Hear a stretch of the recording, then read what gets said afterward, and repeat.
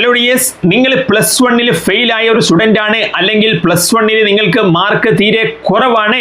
ഇനി plus ടുവിലെ mark കൂടി നേടിയെടുത്ത് നല്ല റിസൾട്ടിലോട്ട് എത്തണം അല്ലെങ്കിൽ പാസ്സാകണം എന്നൊക്കെ ആഗ്രഹിക്കുന്ന ഒരു സ്റ്റുഡൻ്റ് ആണ് നിങ്ങളെങ്കിൽ ഈ വീഡിയോ നിങ്ങൾക്കുള്ളതാണ്. കാരണം ഈ ഫീൽഡിലെ എൻ്റെ എക്സ്പീരിയൻസ് എന്ന് പറയുന്നത് അടപടലം പൊട്ടിയവരെ വരെ കുറഞ്ഞ സമയം കൊണ്ട് മികച്ച റിസൾട്ടിലോട്ട് എത്തിക്കാൻ നമുക്ക് സാധിച്ചിട്ടുണ്ട്. അതിപ്പോൾ നമ്മുടെ ബാച്ചിലാണെങ്കിലും അതല്ല ഫെയിലായി വന്ന സാബ് ബാച്ചിന്റെ റിസൾട്ട് ആണെങ്കിലും ഒക്കെ ഞാനിവിടെ അത് കാണിക്കാം. നിങ്ങൾക്ക് ആ ഒരു പ്രൂഫ് വെച്ച് നിങ്ങൾക്ക് അതിനകത്ത് കാര്യങ്ങൾ കാണാം. അപ്പം ഞാൻ നമ്മുടെ ബാച്ചിലർ റിസൾട്ട് ആണെങ്കിൽ ഇതിനകത്ത് ഇപ്പം ഇവർ SSLCയിൽ മിനിമം A+ ഉള്ള ഒരു സ്റ്റുഡൻ്റ് ആണ് എന്ന് പറഞ്ഞാൽ ഒരു 4 A+ ഒക്കെ ഇപ്പം ലാംഗ്വേജ് ഒക്കെ അങ്ങ് മാറ്റി നിർത്തിയാൽ 4 A+ ഒക്കെ എല്ലാവർക്കും കിട്ടുന്നതല്ലേ, 3-4 A+ ഒക്കെ എന്ന് പറയുമ്പോൾ മിനിമം A+ ഉള്ള സ്റ്റുഡൻറ്റിന് പോലും കണ്ടോ നമ്മുടെ ബാച്ചിലർ റിസൾട്ട്. ഫിസിക്സിൽ റിവാലുവേഷൻ കൊടുത്ത് 52 ആയിട്ടുണ്ട്, കെമിസ്ട്രിയിൽ അറൗണ്ട് ഫുൾ മാർക്ക് ഉണ്ട്, ബയോളജിയിലും അറൗണ്ട് ഫുൾ മാർക്ക് ഉണ്ട്. മാത്സ് ഇവരെ സ്ട്രീമിൽ ഉണ്ടായിരുന്നില്ല, സ്കൂളിൽ ഇവർ മാത്സ് പഠിച്ചിട്ടില്ല. ഇനി ഭാവിയിൽ എന്തെങ്കിലും ആവശ്യം വന്നാലോ എന്ന് വിചാരിച്ച് അതിനകത്ത് വലിയ സീരിയസ്നെസ് ഒന്നും കൊടുക്കാണ്ട് നമ്മുടെ ബാച്ചിൽ ജസ്റ്റ് ജോയിൻ ആയി അങ്ങനെ പഠിച്ചിട്ട് പോലും മാത്സിൽ കണ്ടോ 45.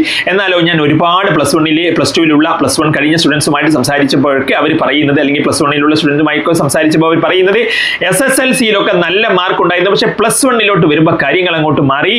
പലർക്കും പ്ലസ് 1 സയൻസ് സബ്ജക്റ്റുകളിൽ ഒരു A+ പോലും പലർക്കും അതിനകത്ത് കിട്ടിയിട്ടില്ല എന്നുള്ളതാണ്. മാത്രമല്ല ഞാൻ സാബ് ബാച്ച് റിസൾട്ട് ഇവിടെ കാണിക്കാം. ഇവർ അഡപടലം പൊട്ടിയവരാണല്ലോ. ഇവർ വരുന്നത് നമ്മുടെ ബാച്ചിലേക്കല്ല, ഇവർ ഫെയിലായിട്ട് ബാച്ചിലുള്ള സ്റ്റുഡൻസ് അല്ല, ഫെയിലായിട്ട് സാറെ എങ്ങനെയെങ്കിലും പാസ്സാക്കി തരണം എന്ന് പറഞ്ഞ് നമ്മുടെ സാബ് ബാച്ചിൽ ജോയിൻ ആവരാണ്. അവരുടെ റിസൾട്ട് നോക്കൂ നിങ്ങൾ.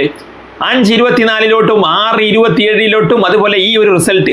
ഇവർ പ്ലസ് 1 ഫിസിക്സ് ഫെയിലായി 8 മാർക്ക്, പ്ലസ് 2 5-7 എങ്ങാണ്ടാണ്. അട്ടപ്പടലം പൊട്ടിയിട്ട് സാറേ എങ്ങനെയെങ്കിലും ഒന്ന് പാസ്സാകണം എന്ന് പറഞ്ഞ് അതും വളരെ ലേറ്റ് ആയിട്ട് എക്സാമിനോട് അടുത്താണ് ഇവർ 10-12 ക്ലാസ്സുകൾ കൊണ്ട് ഇവരെ പ്ലസ് 1 മാർക്കും ഇവർക്ക് കിട്ടി, പ്ലസ് 2 മാർക്കും നേടി, അങ്ങനെ 28 നേടി പാസ്സായി. ഇന്നിപ്പം എഞ്ചിനീയറിംഗ് റിലേറ്റഡ് ആയിട്ടുള്ള ഒരു കോഴ്സ് ചെയ്തുകൊണ്ടിരിക്കുകയാണ്. അതുപോലെ ഈ ഒരു സ്റ്റുഡൻറ്റ് ഇവർ പ്ലസ് 1 16 മാർക്ക് ആയത് കാരണം പ്ലസ് 2 ഫെയിലായി. അങ്ങനെ നമ്മുടെ ബാച്ചിൽ ജോയിൻ ആയി കണ്ടോ, വളരെ കുറഞ്ഞ സമയം കൊണ്ട് ഇവർ കെമിസ്ട്രിയും ഫിസിക്സും ഒക്കെ ഫെയിലായിരുന്നു. കുറഞ്ഞ സമയം കൊണ്ട് ഫെയിലായ സ്റ്റുഡൻറ്റിനെ 10-12 ക്ലാസ്സുകൾ കൊണ്ടാണ് ഈ 40 അറൗണ്ട് മാർക്കിലൂടെ എത്തിക്കാൻ സാധിച്ചത്.